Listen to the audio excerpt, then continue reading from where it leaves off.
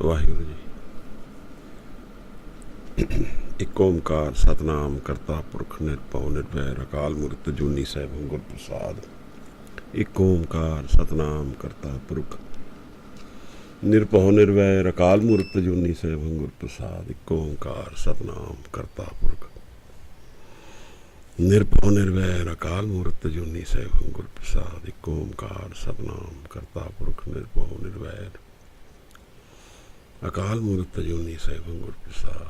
ਇੱਕ ਓਮਕਾਰ ਸਤਨਾਮ ਕਰਤਾ ਪੁਰਖ ਨਿਰਭਉ ਨਿਰਵੈਰ ਅਕਾਲ ਮੂਰਤ ਅਜੂਨੀ ਸੈਭੰ ਗੁਰ ਪ੍ਰਸਾਦ। ਧੰਨ ਧੰਨ ਗੁਰੂ ਗ੍ਰੰਥ ਸਾਹਿਬ ਜੀ ਮਹਾਰਾਜ, ਧੰਨ ਗੁਰੂ ਗੋਬਿੰਦ ਸਿੰਘ ਸਾਹਿਬ ਸੱਚੇ ਪਾਤਸ਼ਾਹ ਨਦਰ ਕਰਨੀ ਮਹਾਰਾਜ। कमाल करामात कायम करीम, रजा बख्श राजक रिहा को रहीम।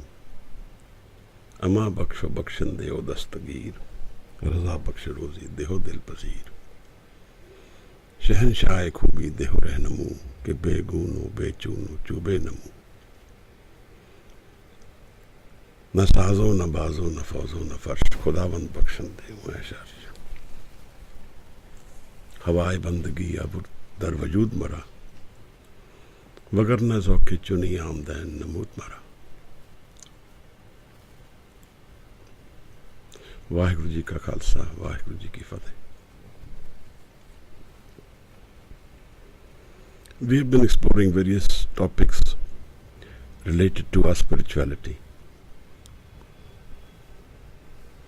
Today we visit love and hate. Love is an essential tool of life. It's the fabric which binds us all. Family, society, cultures, language. There are so many different darshans, views of love. Parental love, sibling love, romance love. A mother's love for the child when the child is born. If there was no love between a mother and a child, life wouldn't exist. And the first connection we get with mother's love is the feed she gives us, is the milk I get from my mother. So there's a connection between love and food as well. But this is a complex emotion, and often we are confused by it. And when we seek love out of the platform of ego, then we more than often we confuse it, and in that view we forget our own selves and we forget the nature of life. So when we are visiting love through the platform of ego, and when we visit love on the spiritual platform, the psychology, the emotions, the spirituality, these are the different darshans of love we have in our life. The physical relationship between love, emotion of love, and the physical contact we have, the sexuality. Understanding of life is often enough a very deep emotion also of love. When a child is born, is nurtured by love. We are nurtured with love. And the more love we get, the more stable our environment is. But first we should understand that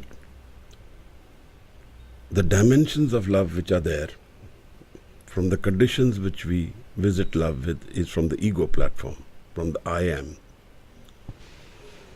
So when I am in the ego, the I am life, then one essential need I have is that I exist. That is my basic need. Because if I am looking at life through the ego and I don't exist, then everything becomes meaningless. So everything which validates me, whether it be laurels I get from society, whether I get appreciation, whether I get noticed, whether I get love, everything validates that I am. The basic flaw in the I am ego platform of our mind is that it is wandering and it is not satiated. The ego platform which we live is unstable and it is incomplete. So we are always seeking some form of completeness to complete this I am. And this platform also makes us lonely. So our search for love through the ego has a lot to do with the already inherent problems my ego mind has in it. It has fear, it has desire, and it also is unstable, insecure. So when we approach love from this platform, we are bound to trip out of this action. But it does give us a high. What ego does is it dissolves the I. So it's a very good tool for spirituality. Because spiritual experiences will happen in life only when we transcend the I, the ego, the identity. And in the emotion of love, it's very easily doable that we transcend. When we love somebody, that individual or that person or even that animal, the plant, becomes an extension of me. My energy flows towards that individual or that form or shape or even that habit. I love to paint. So the energy is flowing into that artwork, that art form, that expression of my I am. But all this is extension of I. So my desires get reflected in that love. My fear get reflected in that love. My insecurity is also inherent in that love. So we see that often enough, when there is romance in life, it doesn't last a full lifetime. It can in some cases, so we should not say every case. But often it happens that we love certain conditions in the other individual. And those conditions are never stable. So because we are changing individuals, we are all subject to change. So someone says, I like how you look. Looks can change. I like how you talk. I like what you say. But those are all changing things. And so I love those things about the other which are changing. But they're actually not defined by the other also. Because these are all my own inherent desires. I feel I should be like this. I feel I like the way this is. That's because I have that need. It is defined by me, by what I am, by my lifestyle, by my conditioning. I like certain clothes someone wears because I like those clothes. It has nothing to do with that individual. It has everything to do with me, that I am. So love in this form actually reinforces the I. It does on the surface demolish the I. So there is an extension between me and that individual. For example, a dog. I love a dog. I love my dog because it is my dog. I don't love everyone else's dog like that. If I do, then the nature of my love is different. But we don't love everyone's dog. Some of us do. Some of us love as a nature of life. And there the accent is different. I love my children. I don't love everybody's children. But some of us do. So how is this change? And what does this change mean? And what does love do in both the cases? One where I am saying that I love my child. But what if I love everybody's child? How does love change there? I remember in the case of Mahatma Gandhi, his eldest son was revolted against him. And one of the reasons was that he felt ignored, because he felt his father didn't love him as much as he loved others. And partly it was true in the sense that Mahatma Gandhi expressed love for others, but maybe didn't do enough for his own child. So where is this balance of love? And how does love here actually damage a relationship? It becomes hatred. I hate you because you don't love me as much as you love others. So then hatred is also a binding force. In fact, in every relationship, most of the time, love and hate exist together. Because we are not absolute beings. We don't love everything about the other. We love some things, and some things which we hate, which we initially camouflage. But as time goes by, those aspects become apparent, and hatred becomes a part of this relationship. One will say, I love the way you write, but I hate the fact that you don't clean the toilet when you go to the loo. Now that is one thing. These are all things which we observe, we learn, and then this becomes our experience. It is our experience, it is our memory, it is our conditioning. It's not really love. It's what we want. It's our need, our desire. So our desire is being expressed in this form. But love is a very deep binding force of creation. And that is how life sustains itself. If you see all around us, love is a part of creation constantly. In the animal world, the plant world, there is a flow of energy a mother has towards the child, and that nurtures life. If a deer didn't love her child, it wouldn't care for it, and that often can happen sometimes. There are cases in animal world where the mother rejects the child out of her own confusion, and the child dies. It can happen with an elephant, it can happen with a leopard, tiger, and similarly it can happen even in the human world. There are cases where the mother loves herself more than she loves the child. There are cases where the mother loves the child more than she loves herself. What is it that defines the difference? How does an individual love someone else more than herself? Is that possible? It has everything to do with the platform through which love is expressed, through the ego. If love is met, then it is a confusing energy, not constant, not permanent.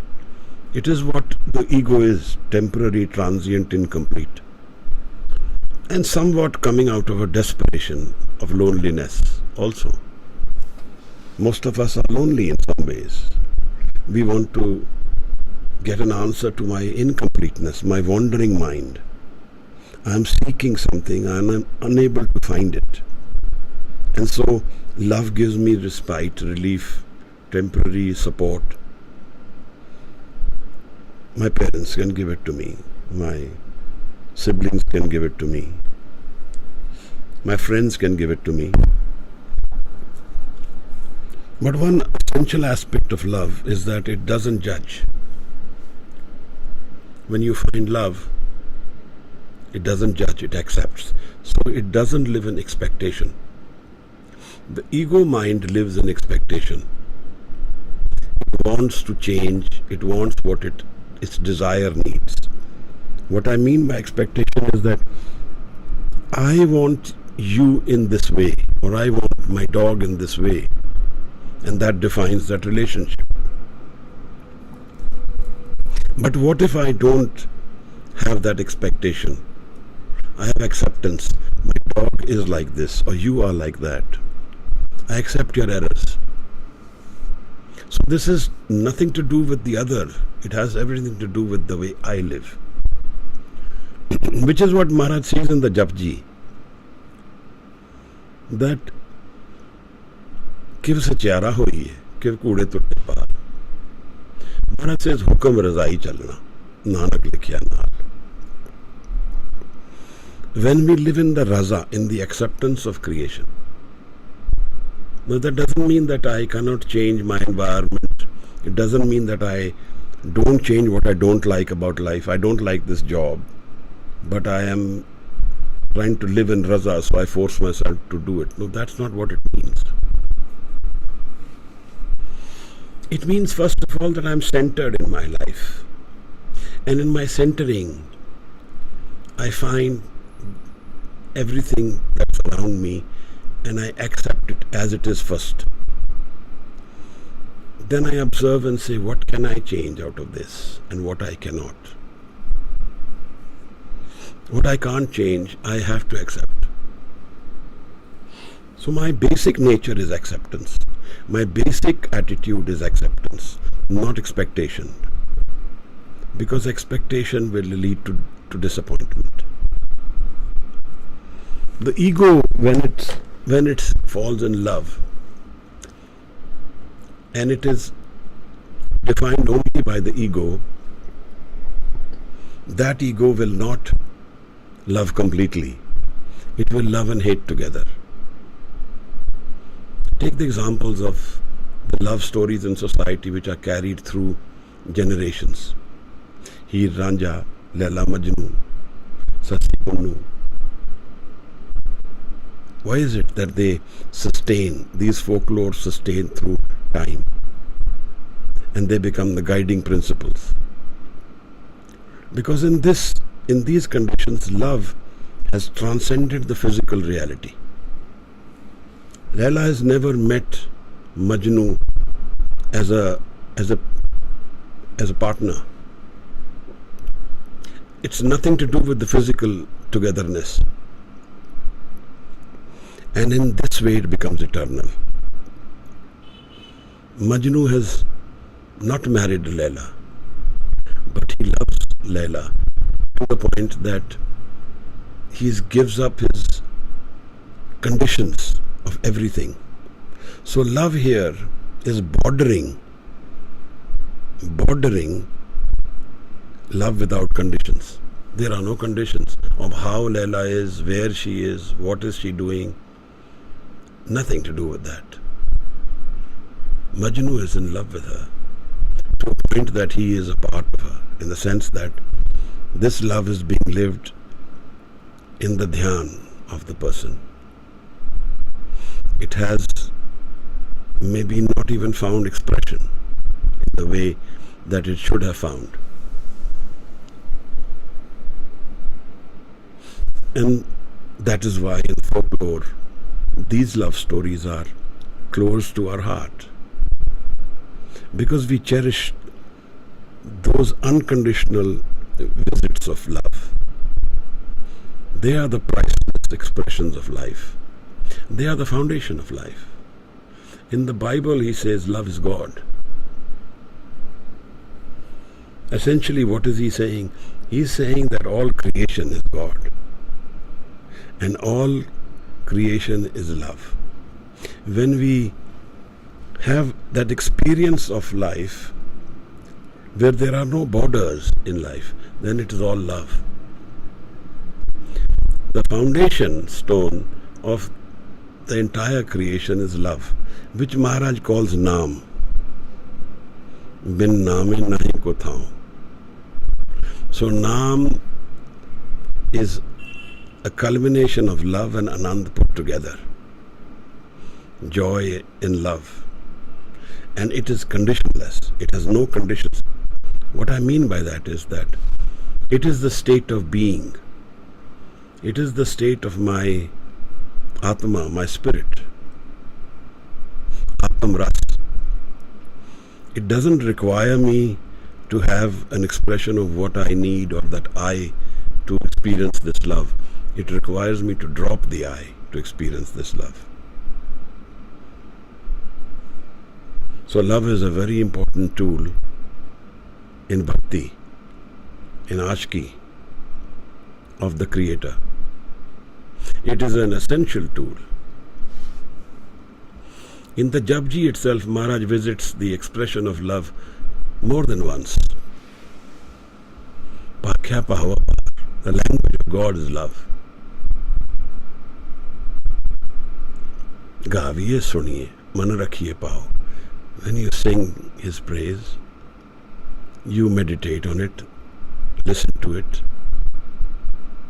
then your heart is filled with love.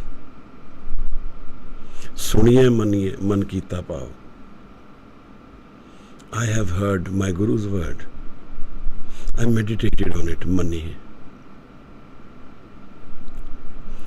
And I am filled with love. Man kita pao. Antargat tirath malnao. To the point that my heart is full, become a tirath, become a celebration, becoming a point of meeting. In the 38th Pauri, Maharaj visits the spiritual love. When he transforms our fear into love. Jat pahara, tirad sunyar, ehran mat ved hatyar. Paho khala agan tabtao. Panda paho amrit tital. He says paho khala. The fear becomes the energizing, the fuel for my bhakti. It is what's going to drive my energy towards my Creator. It's my bhakti. It's my simran. It's my naam. This fear of the transient, fear of change, fear of my insecurities, whatever. Because a heart which is full of fear can never love. A heart which is full of fear, confusion, chaos, it can never love. It can visit love in its fantasy. It can visit love in its imagination. But it is nothing which will last long. That fear will bring misery along with it. That love will also bring misery along with it when it's transformed, when you are fallen out of love. So often we can see that people who have married passionately, loved passionately, divorced with all the hatred they can get. It's actually the same energy. It's just transformed.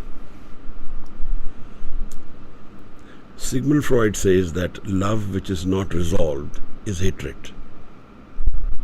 I loved too much and I didn't get an expression to it, so I hated. This is the psychology of love. But there is a seamless part of creation which opens up with love as our tool to our Creator. This is what Guru Sahib visits again and again. He says this fear is driving my bhakti. Paho khala. Energy, it's a fuel. Khala. Agan taptao. Agan is the fire. Tap tao. Tap is my penance, my inner resolve. Panda pao amrit tital. And this is what gets transformed into a vessel of love, Panda Pao. And that vessel of love will carry Amrit in it, Maharaj. This is what we are actually looking for. And we are miserable because we are seeking it through the ego. And we can never get it through the ego. And this point never comes home. Whenever I meet anyone, it is always me. It is me first. But some of us have learned how to love with dropping the ego. For them, every dog is dear. For them, everyone is nice and loving and caring. But then that kind of love has a certain madness in it. And it's possible that also it's partly a camouflage. It's not real. But this is a very powerful energy, love.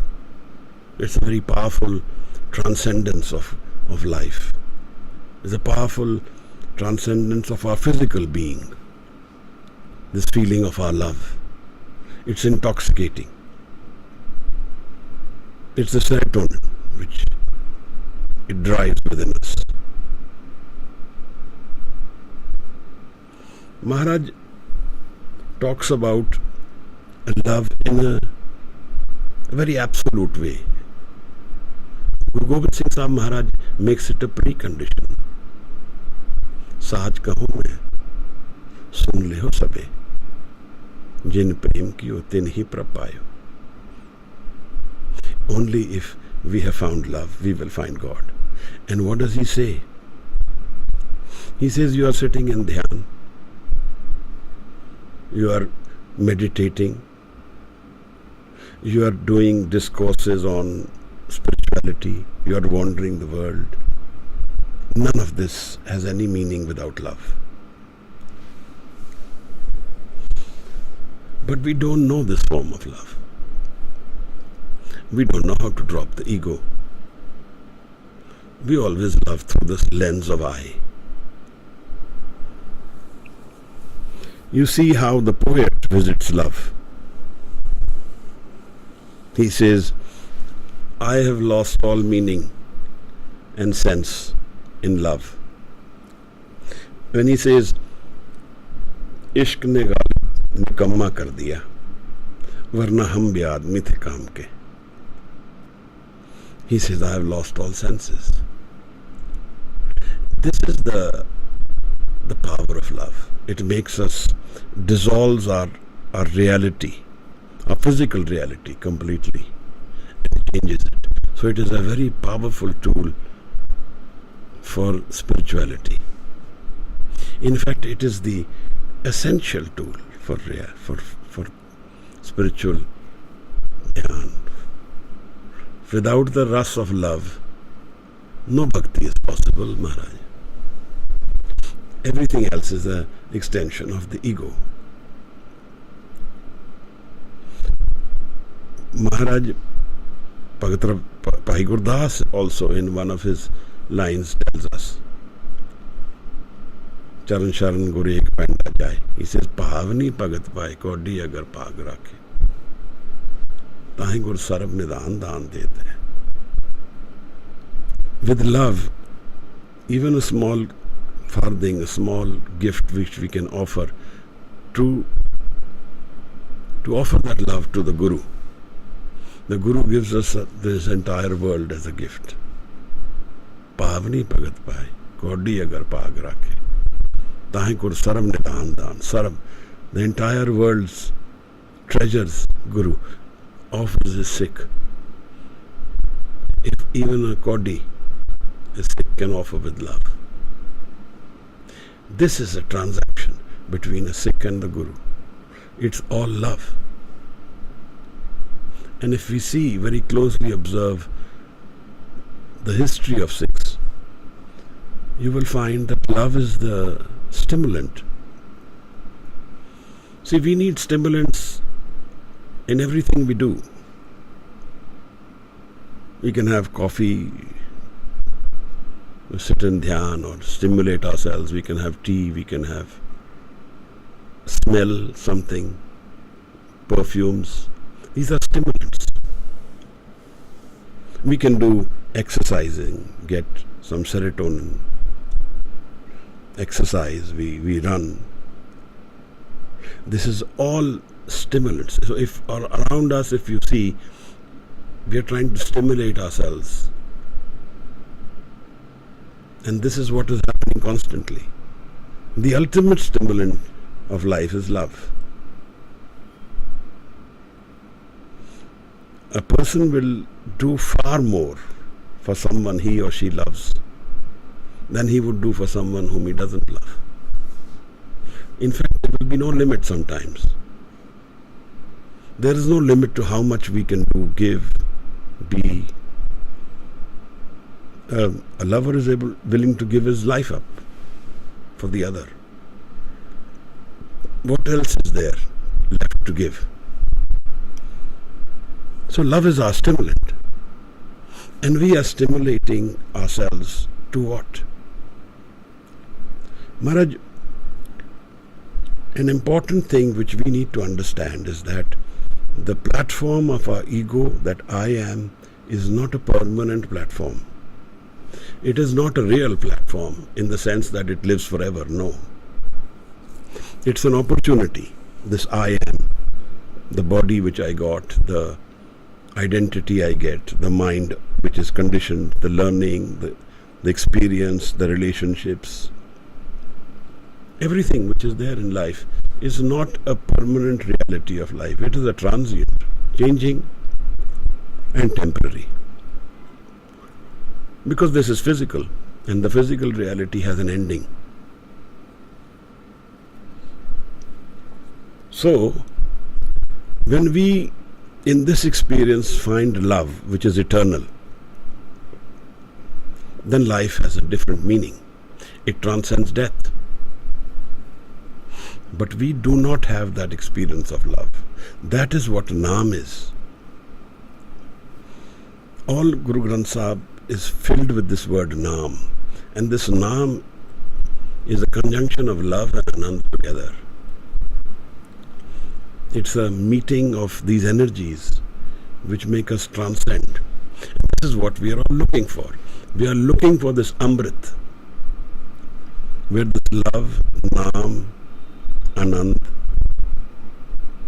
this makes us transcend our physical reality. And there is no death. Maharaj says that this is why when we fall in love with our Guru, then we give up our ego. Man beche Satgur ke paas.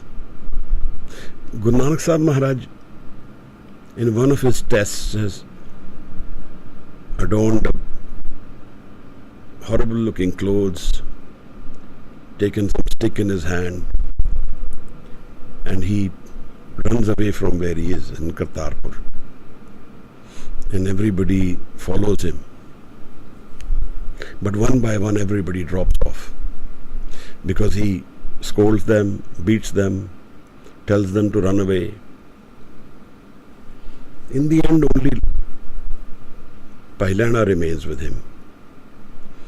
And he tells him and asks him, why don't you run away? Everybody else has run away. And Lena says, I have nowhere else to run. I don't have anyone else but you. So this is a love, a commitment of love between a Sikh and a Guru. And what is the foundation of that love? Foundation of that love is to understand what is me ultimately, what is Atma. What is that space in life which exists forever? What is that reality which has no death in it? What is that reality which has Naam? What is that reality where I can see and perceive and know what is the structure of my man? What is the structure of the entire creation? These people love, and love completely. And in this love, they find the completeness of life, the completeness of our inner being, our man, is understood through this relationship of Sikh and a Guru. Because Guru is not a physical person only. He may be a physical reality for us, but Guru is a being whose foundation is the roots rest in the creation. What do I mean by that? What I mean is that part of my mind which doesn't change, which is constant, which is Satnam, Guru exists in that part. The change part of our life, we can see the Guru physically, we can know the Guru, but the Guru is never born or never dies. Janam maran dohu mein nahi. So Guru's birth, Guru's death is not a reality. Guru is forever. Guru is constantly present everywhere. Because there are two realities of our man, of our experience of life. One is the ego mind, where I am separated from the creation, where the water droplet is separated from the ocean. But Maharaj, the other reality is when the droplet becomes a part of the ocean. Kahan te aave, kahan hai jaave, kahan hai rahe samai. Where does this soul find its mergence with the Creator? Samai. Hukme aave, hukme jave, hukme rahe samai. He comes in hukum by the order of the Creator. He goes in the hukum and he rests and finds, merges with his Creator, is a part of the hukum.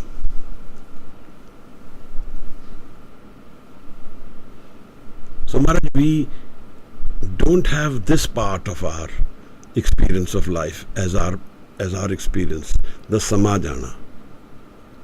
We have the wandering, we have the yearning, we have the incompleteness, we have the desires, we have the needs. These are all part of the ego world, Trishna. Fear, conflicts. So we actually find it easier to hate than love. That's why we see in society, even religion is used as a tool to hate, not love, whereas it should be the opposite. Religion, spirituality is a tool of love, not of hatred. It cannot be hatred. It's just not possible. But we have made it like that. So society is full of hatred. It's full of misery in this way, because this ego creates this expression. It negates love as part of life. It says, I will kill the other, harm the other. So it is a sadist. If it is not a sadist, it becomes a masochist. It harms itself, because it hasn't found love. When we don't find love, we will find hatred. But when we find love, then there is no hatred. We will never hate anyone. If that unconditional love is experienced as a part of life, the naam of life, then there is no hatred of life. There is no one we can hate. It's not a part of our structure of man.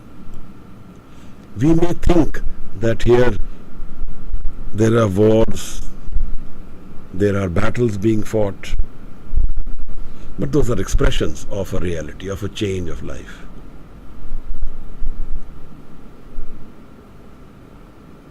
How do we experience this love, this unconditional love? Maharaj says in the Sahaj, in the non-doing aspect of our man, there exists a condition where there is joy and naam and love together. It is timeless. It is unconditional. There is no such thing as unconditional love in the physical life we live. In the ego world, there is no unconditional love. Everything is conditional. I may love, a lover may love how someone looks. The looks can change. Then what will happen to that love? In some relationships in this world, very few, but they are the nicer parts of experience of life. Even couples will exchange love so unconditionally that they transcend physical, that there is complete harmony in them, that one knows what the other is thinking without the other saying it. They are so unified. And Guru Granth Sahib Maharaj defines this in Gurbani. Ek Jyot Doy Murti, Maharaj says. They are two bodies but one Jyot. So their minds have merged. In this case, the two have become one. How? It has a lot to do with acceptance. I accept what the other is. The conditions are dropped and I accept, I merge my mind with the other. And such people, they will die also close by. One will go, the other will go very soon after that. Here the marriages have transcended physical realities. These journeys are more sublime. They are the more love experienced couples of life, and they do exist. If you observe very closely, you will see some of them at an older age. In their daily life, there is no conflict. And if there is a conflict, it is within an understanding of each other, within the parameter of love. But most of us do not experience this condition of life. Most of us don't. So how will this come about, Maharaj? Guru has said that this love is also arrived at through our meditation of Shabad. Gaviye suniye, man rakhiye pao. Dukh par har sukh kar le jaye. And that love takes away the pain, the sorrow, and takes us to a house, a kar. Kar is the state of our mind. Sukhta kar, a house where there is stability, there is permanence, there is no insecurity, and there is love. And this is the energy which gurus have used, the Sikhs have used in their life to transcend the physical reality of life. This is the miracle of Sikhi. It's this miracle of bhakti. It's the miracle of life itself. Because in the core of life rests this experience of love. In the core of life rests this experience of joy, of happiness, which is unconditional. Which is what Maharaj says, Heere jaisa janam hai, kaudi badle jaye. This is the Hira of life, Maharaj. It has with me, with you, with everyone. So Guru Sahib Maharaj, when experiences this, Guru Amar Das Maharaj goes to the roof and he sings the Anand. And he doesn't give any condition to this Anand. Anand piya meri mai Satguru mein paya. He has found the Guru, and that's all that it needs. Because the Guru makes us transcend the ego. A meeting of a Sikh and a Guru with love, ego is dissolved. I am dissolved. I am no more. And life becomes a celebration, Maharaj. For the rest of us, life is a big wandering. It's a lot of change, coping with insecurities, coping with everything which I know about life will vanish one day. And so when Gautam Buddha looks at life through this, he says life is dukh. Life is not happiness. It is pain. It is sorrow. It is not a rejoicing, Maharaj. But Guru Gobind Singh Sahib Maharaj says that life is love. Someone who lost his entire family says that life is love. How that's possible? For us, it's unimaginable. We find love through our family. But Maharaj says, after that expression, he says, life is love. Na saazo, na bazo, na fauzo, na farsh. Khudavand bakshan de, hu aish arsh. Khuda bakshish, the Guru Prasad of the Creator, the connection between my Creator and me is full of love. None of these conditions define that love that exists beyond all these conditions. What more testimony can love find than the life of Guru Gobind Singh Sahib Maharaj? What more? Where there is no house left, none of the Sikhs are there with him. The children are gone. The wives have to live far away from him. Mother is gone. Father, he received his father's head in Anand Prasad. And he blesses Rang Rehte Guru ke bete. This is a testimony of the love of God, a living experience of love, Maharaj. And he's not bitter, he's not angry in that way. He's angry in one sense. And there is a sense of revenge which also takes place.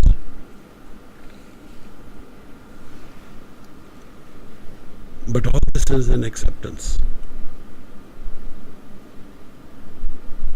शुक्र खुदा किया झट उठा कर sir कि आज तेरी अमानत तुझी को अदा करी.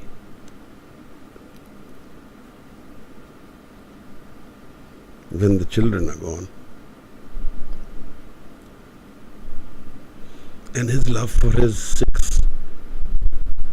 children is not diminished, changed in any way. बीवी गर्दिश बेवफाए समा ये बरहर बगुजरत मकीनो मका. And then what happens? By Nandlal, his favorite poet from his court, says Maharaj is everywhere. Ru dar har jism, Guru Gobind Singh. Ru dar har jism. Every body, every one I see is the jism, Ru is of Guru Gobind Singh Sahib. Noor dar har chashm, Guru Gobind Singh. And the light in the eyes of everyone I see is Guru Gobind Singh Maharaj. Actually, in some ways, Maharaj is everywhere and only he is. Because he has merged with his Creator, Samage, found rest with his Creator. And he says this, Khalsa mero roop hai khas, Khalsa mein ho karo nivas. I live in my Khalsa. That is how one he is with his Sikh, with his Khalsa. He lives with his Khalsa. Not far away, not in a different body. The same Khalsa is him. He is everywhere. There is no place in creation where Maharaj is not. Bhai Nandlal says, Hawai bandagi अब वो दर वजूद मरा. My creation, my identity is the bandagi, your bandagi. And he says there was no need to take birth if I did not have this bandagi. Vagarna zoke chuni amden namud mara. There was no need to take birth, he says. Everywhere is Guru Gobind Singh Sahib, because he is full of love. He is love in his expression.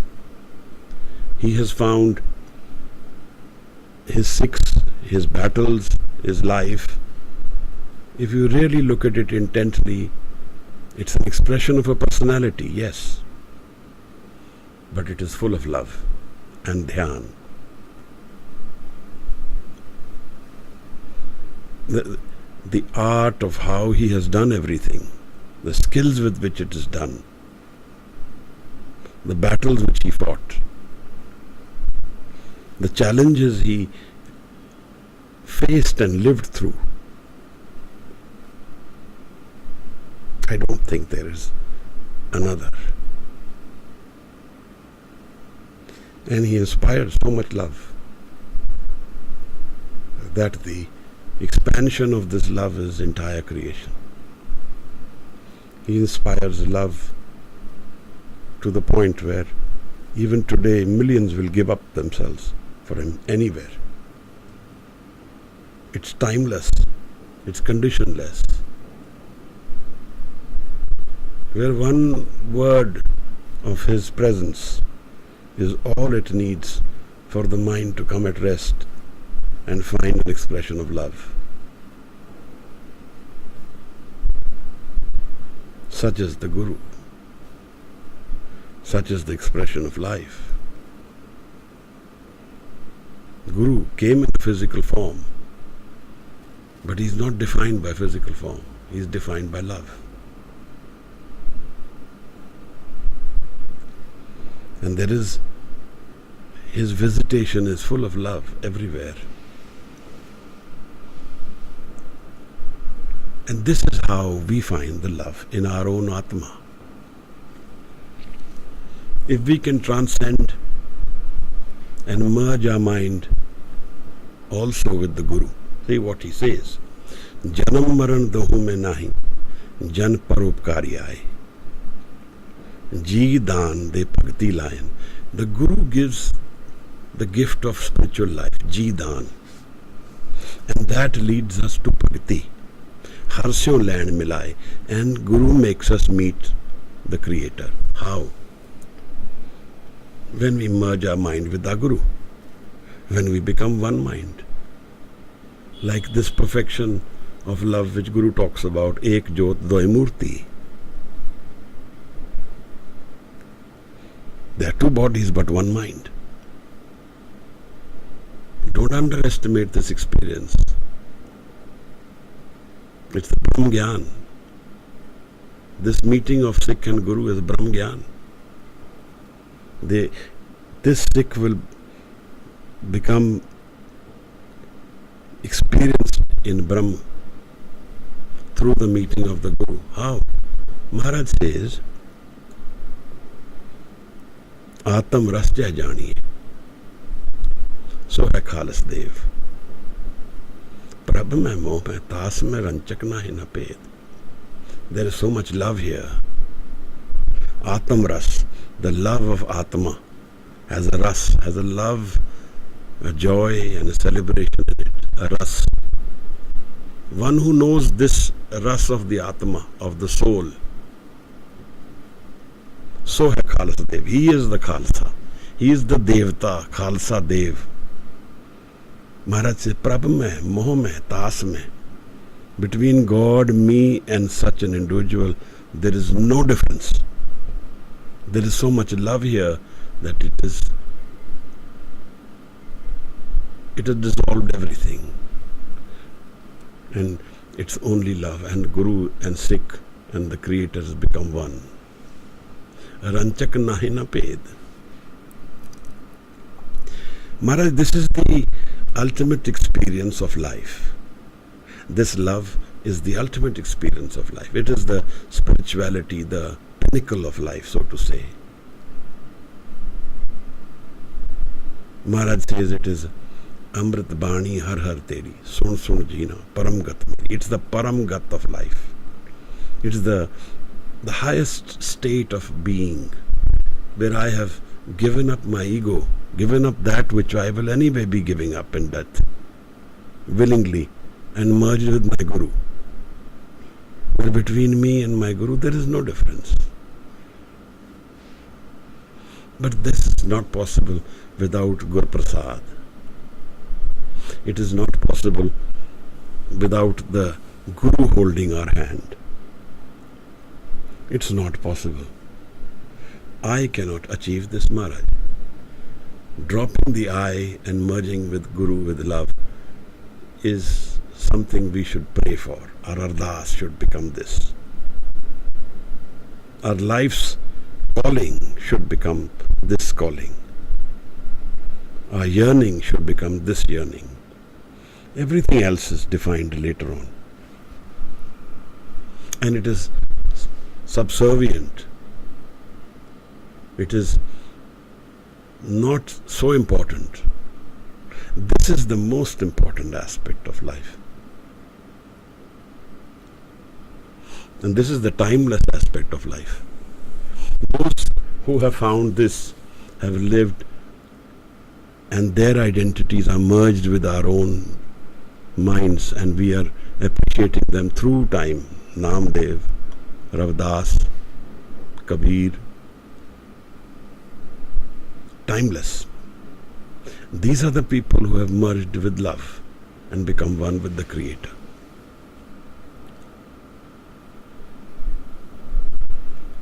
Kya pawa par. The language of God is love, Maharaj says. The Pandits used to say that the language of God is Sanskrit. Maharaj says it is love. If you want to meet and talk to your Creator, find that love, unconditional love within the mind, within us. Sadho man ka man tyago. Drop the man, the ego of the mind, and merged with your Creator. Otherwise, we will live in love and hatred together. We will love and we will hate at the same time. This is the only way we can love our families, societies, entire creation forever. Timeless, unconditional. We end today's discourse here. If you have any questions, please post them and we can address them. After that, we will culminate the session with Anand Sahib.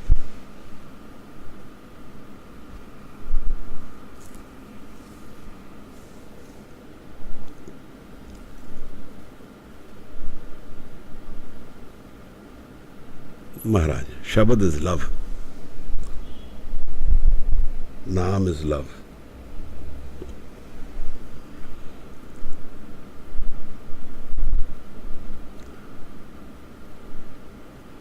My question is letting go.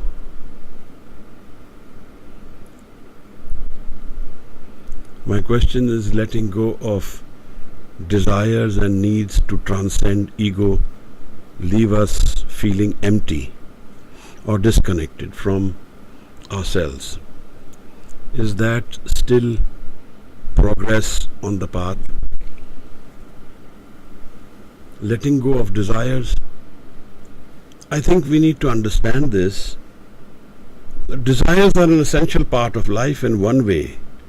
So when we live two minds. We live one, the moving mind, where we live our day-to-day life. And we cannot live that life without desire. I have to have desire. I have to be hungry and I will eat, otherwise I have no desire to be hungry. I will never eat. There's nothing wrong with desire in that way.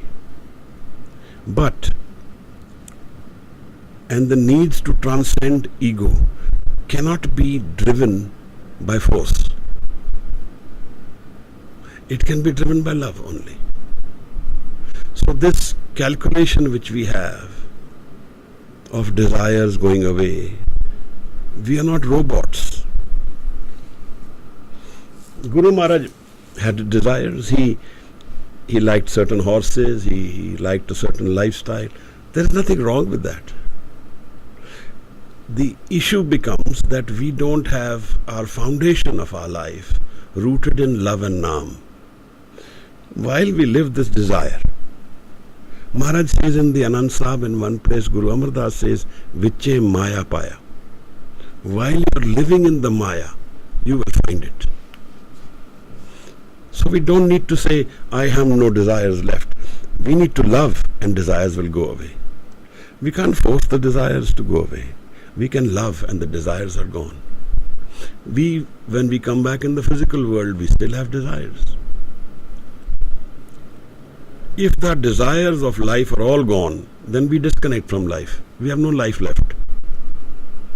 There's a story of Ramakrishna Paramhans, the guru of Vivekananda.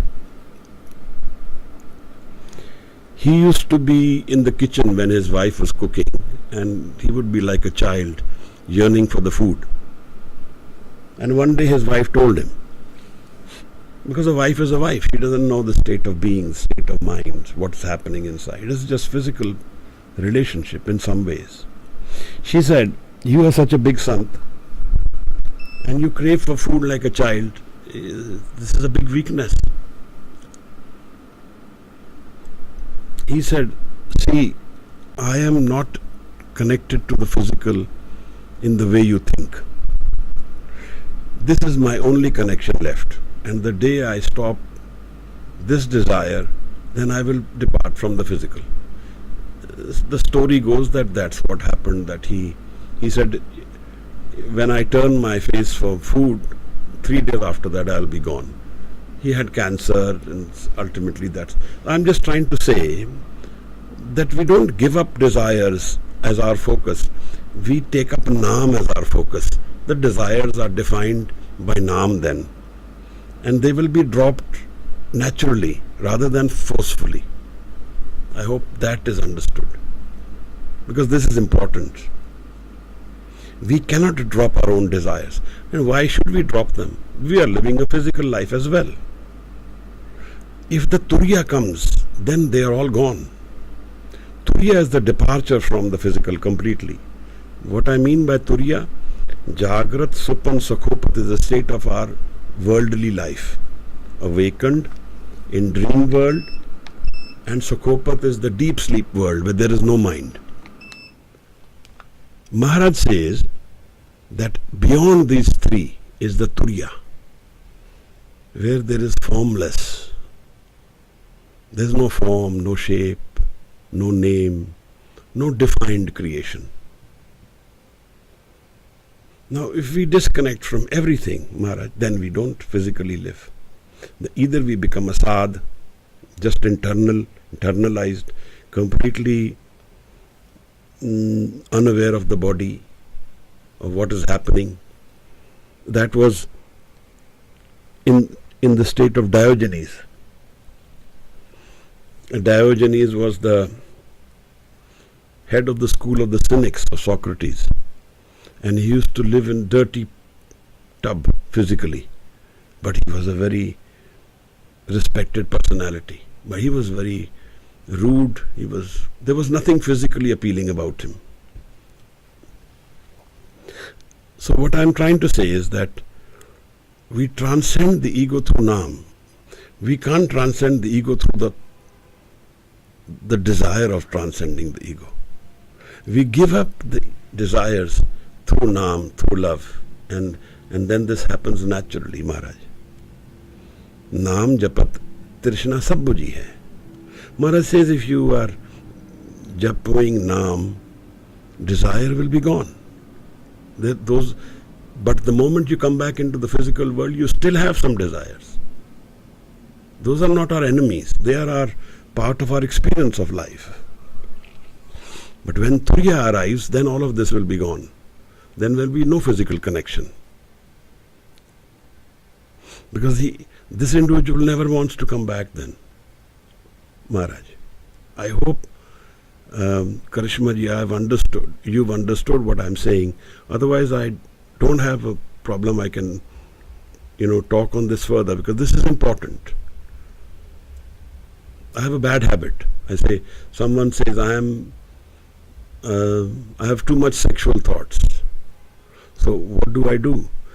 So the moment I keep focusing on sexual thoughts, they will enhance. To suppress them, they will enhance.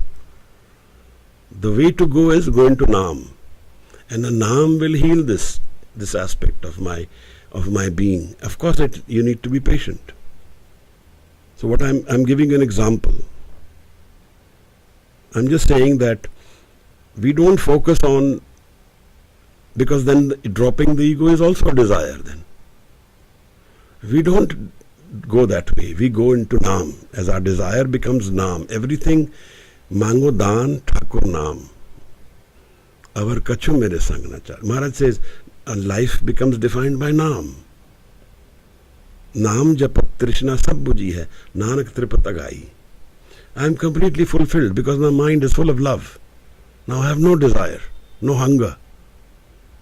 Ji Maharaj. If there is anything further, Karishma ji, please post back so I will address it again. Parents are gods. We say, then why do they die as we love them most? Everything which is born will die, Maharaj. And if we want to connect to them forever, then we become spiritual. We'll be connected forever. As God made parents, cause He could not be every minute with us physically, as do why our physical gods. Die means parents, everything will die. We will also die. So we can only be connected to, if we become spiritual, we are connected to everything forever. Then if anyone even dies, we are still connected. We are never separated.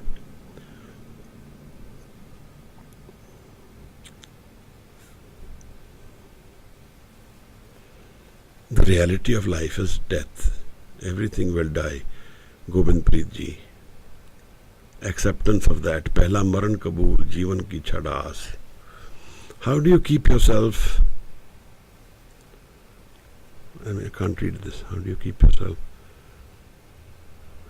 calm when there is other energies in house, create chaos, getting dragged, something? This is a tough one. We can always, all of us can get dragged temporarily, but we keep going back into Naam. That's why Maharaj says that you do your abhyas at a time when there is nobody waken up with you. When you are in the darkness of life, in the time when everybody is asleep.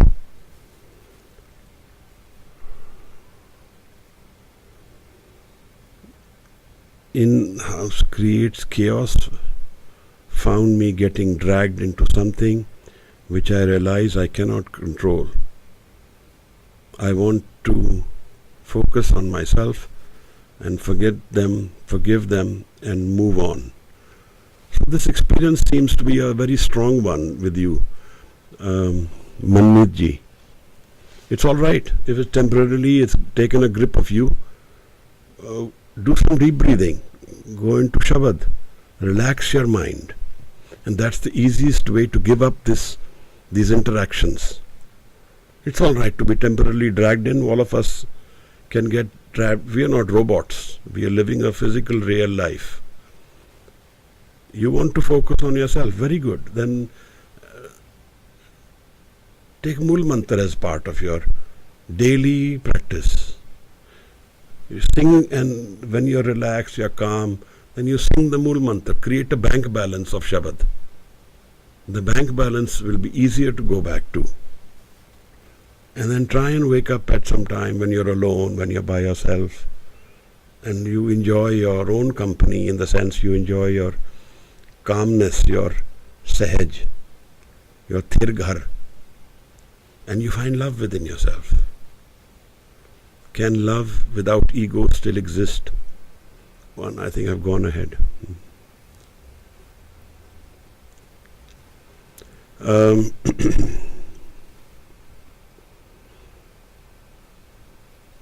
So I hope you've understood Manmeet ji, otherwise we can visit it again. Sometimes it becomes tough. So how do I overcome? You overcome when the experience has gone away, you overcome. Relax yourself. You breathe deep.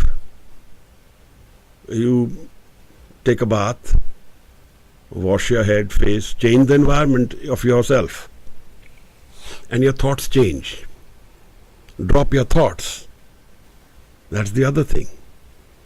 Learn some, sing the Shabad. If you learn some instrument, harmonium, violin, if you like music, let music dictate and guide you. That's why Shabads are all in rags.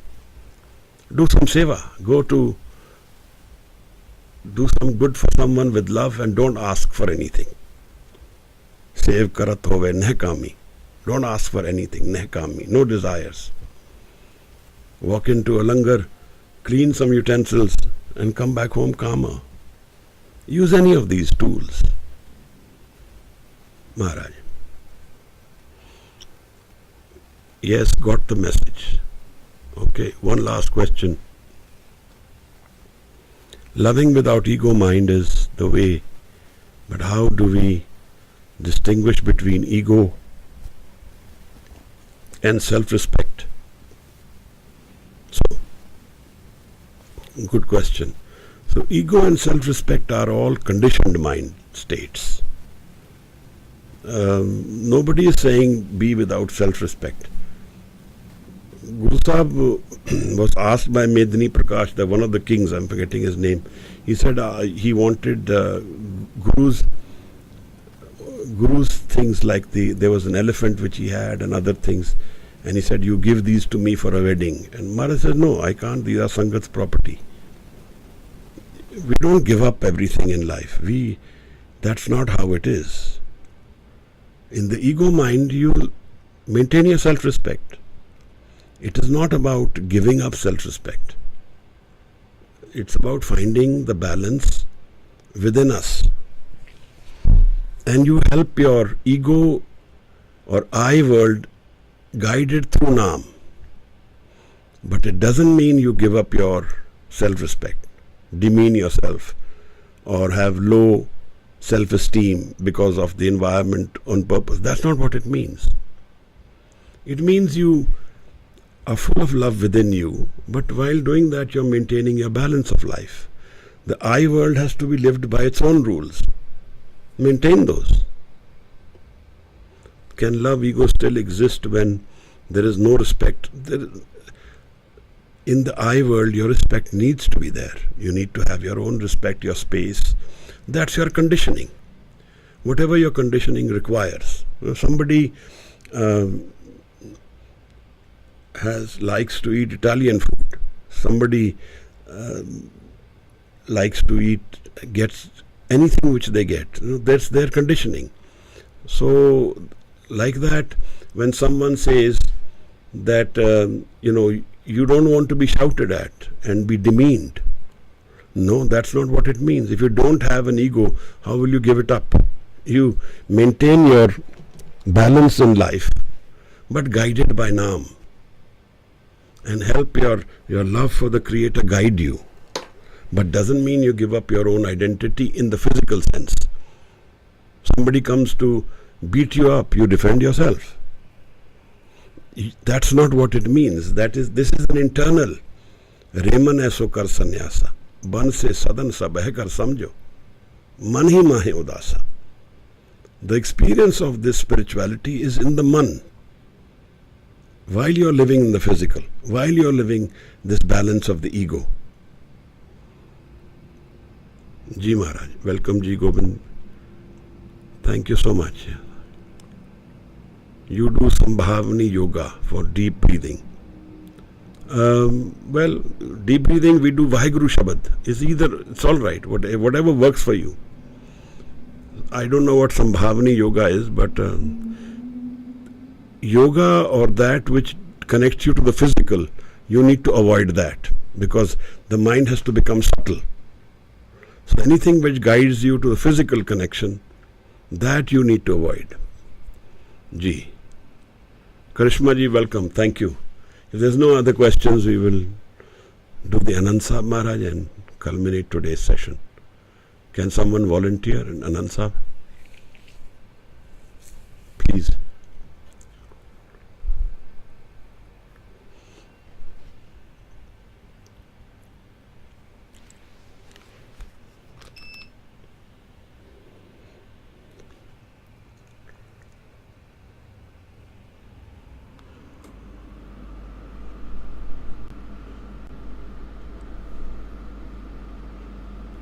Indrajit, is someone there who can do Anand Sahib?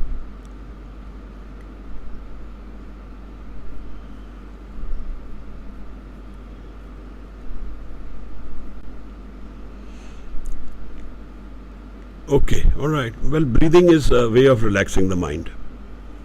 Manmeet ji, please go ahead. You want to do Anand Sahib or you want to say something? I want to do Anand Sahib ji. Please go ahead ji. Hanji.